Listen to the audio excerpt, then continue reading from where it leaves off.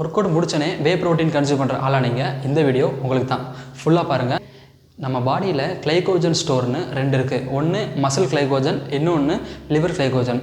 இது ரெண்டும் நம்ம சாப்பிட்ற கார்போஹைட்ரேட் ஃபுட்ஸ் எல்லாத்தையுமே டைஜஸ்ட் ஆனதுக்கப்புறம் குளுக்கோஸாக கன்வெர்ட் பண்ணி இந்த 2 கிளைகோஜன் ஸ்டோர்லையும் ஃபில் பண்ணி வச்சுக்கிறோம். ஓகே, ஒரு இன்டென்ஸான ஒர்க் அவுட்டுக்கு அப்புறம் இந்த 2 கிளைகோஜன் ஸ்டோரும் எம்டி ஆகிடும்.